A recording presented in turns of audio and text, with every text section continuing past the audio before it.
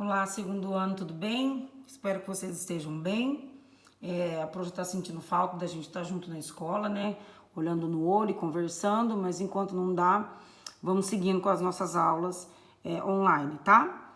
Então a gente vai iniciar aí o nosso segundo apostila, o volume 2, e a gente inicia com um dos assuntos bem interessantes, assim, bem diferenciados, que é o barroco, né?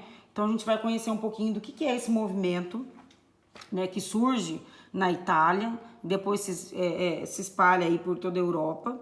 A gente vai entender o que é o barroco, né? Então, o barroco foi uma tendência artística que se desenvolve primeiramente nas artes plásticas e depois, claro, vai buscando as suas raízes na literatura, no teatro, na música, e aí a gente vai vendo várias coisas. O berço do barroco é a Itália, do século XVII.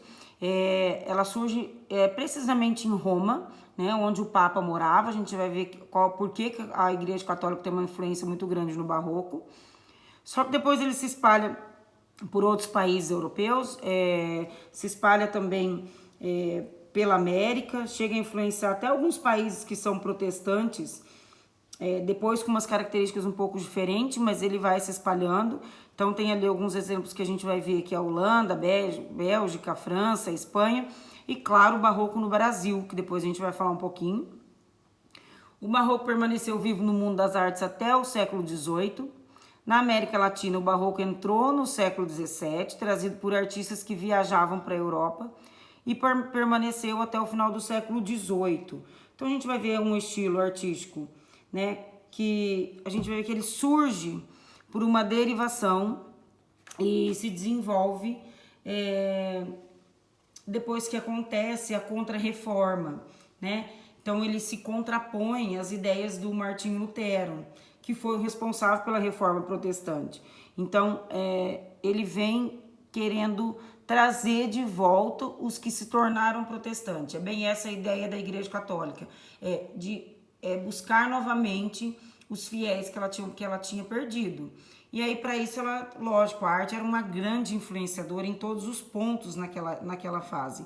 Então, assim, vão buscando essa influência do barroco. Então, se desenvolve no seguinte contexto histórico: após o processo de reformas religiosas, corrido no século XVI, a Igreja Católica havia perdido muito espaço e poder.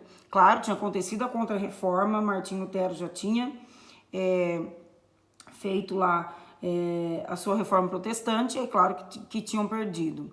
Mesmo assim, os católicos continuavam influenciando muito o cenário político, econômico e religioso em toda a Europa. A arte barroca surge nesse contexto e expressa todo o contraste deste período: a espiritualidade, o teocentrismo da Idade Média, com o racionalismo e antropocentrismo do Renascimento. O que acontece com o Renascimento, que a gente viu antes de a gente chegar aqui no Barroco? O Renascimento ele se caracterizava pelo equilíbrio nas obras artísticas, né? Tinha algo equilibrado, e o Barroco vem de uma grande oposição e vai desenhar um estilo dinâmico, repleto de contraste, dramaticidade, vai trazer muita vida espiritual, vai trazer um exagero nas cores, no dourado. Então é uma oposição ao Renascimento, às ideias do Renascimento, né? Os artistas barrocos foram patrocinados pelos monarcas, pelos burgueses e pelo clero. Então toda a igreja vai entrar patrocinando esses artistas. As obras de pintura e escultura deste período são extremamente rebuscadas, detalhistas e expressam as emoções da vida e do ser humano. A gente já vai entender um pouquinho das características, o que está querendo dizer com essa emoção aí, tá? A palavra barroco tem um significado que representa bem as características desse estilo, que significa pérola irregular ou pérola deformada. Ou seja, continua sendo algo extremamente valioso, chamativo e nada regular, né? Então ele tem as suas deixas ali e representa de forma pejorativa a ideia de irregularidade. As características, eu coloquei só as principais. Se a gente for buscar todas as características do barroco, vai entrar várias na literatura, e então não é o nosso caso. As principais que marcaram o período do barroco: arte rebuscada, exagerada, valorização do detalhe, dualismo e contradições, obscuridade, complexidade, sensualismo, e no barroco literário o cultismo e o conceptismo. Então vamos ver uma por uma aqui para vocês entenderem. O que a gente vai ver na arte rebuscada e exagerada? Então é isso aqui, ó. Os interiores das igrejas se tornaram assim lugares espetaculares, né? Então se a gente vê, o ouro aqui é extremamente presente, né? Então assim, ó, a hora que a gente chegar na arte no Brasil, Minas Gerais vai ter aquele grande destaque, porque as igrejas também são assim. Nossa, professora, mas era ouro mesmo? Era o pó de ouro misturado em tinta, tá? Então, para se tornar tinta dourada e trazer realmente essa luz aí. Então, aqui é esse luxo, né? Esse exagero, né? Tudo com muito e muito detalhe. Se você olha essa igreja aqui de pertinho, tem as coisas, os detalhes. É incrível imaginar como que aquilo ali tudo foi feito. Valorização do detalhe. Então a gente vai ver assim, se você olha, você tem a impressão de que tudo que você está vendo aqui é uma fotografia. Então são vários detalhes, né? Dos anjos, do cavalo e assim por diante, tudo que a gente vai olhando é extremamente detalhista, para que a gente entendesse o que estava ali mesmo. Obscuridade, complexidade, sensualismo. A obscuridade a gente vai ver em várias, quase que um chiaroscuro que a gente já viu. Então ele vai trazendo a luz só no que ele quer destacar. Cristo, imagens de Cristo nas obras do barroco vai ser as mais presentes, justamente pelo cristianismo e o catolicismo que vem trazendo. Então eles vão interpretando todas as histórias bíblicas para poder trazer com essa grande emoção. O que é o dualismo e a contradição? Então, o que é dualismo? Dualismo é um conceito religioso e filosófico que admite a coexistência de dois princípios necessários, de duas posições ou de duas realidades contrárias entre si, ou seja, o bem e o mal, tá? Então, aqui a gente fala como espírito e matéria, o corpo e a alma, o bem e o mal, e que estejam um e outro em eterno conflito. Então, o que a gente vai observar nessas obras aí? O mundo profano, que é um mundo de pecado, buscando a pessoa desse mundo e trazendo para o mundo religioso. E aí é esse dualismo de não saber para que lado vai, né? Para que lado você segue. Se você fica dentro daquilo que é pecado ou se você busca aquilo que é religioso.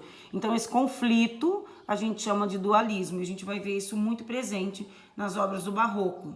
Então, dentro do barroco, o movimento dualista, a arte do conflito e do contraste reflete a intensificação do bifornitismo, ou seja, o homem dividido entre a herança religiosa e mística medieval e o espírito humanista, racionalista do Renascimento. O Renascimento tinha vindo um pouco antes e trazido o homem como centro do universo, né, no antropocentrismo. E aí o barroco tenta buscar esse teocentrismo, trazer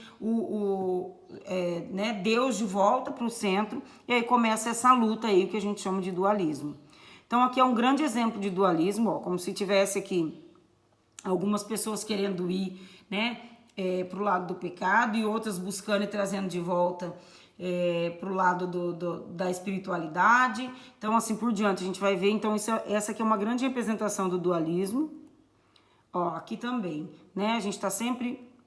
Aqui a gente observa várias características, né, o realismo, né, os grandes detalhes, o obscuro, e além disso essa parte do dualismo mesmo, como se fosse alguém tentando tirar o outro do que é pecado e do que não pode ali, certo?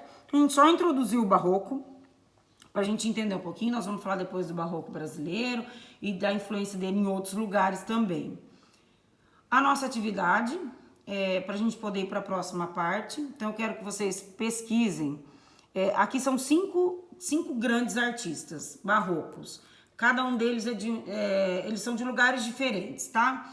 Então, de que país que eles são? Quais os países característicos que eles são? De que época, né? Vocês vão pôr o ano que ele trabalhou com o barroco ali.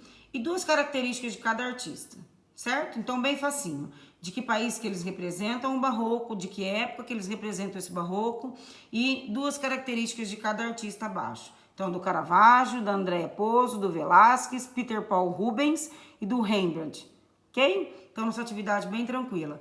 Façam, podem fazer no caderno, pode fazer a lápis, não tem problema. E aí eu já passo no grupo o prazo que vocês têm de entrega, ok? Um beijo, até mais.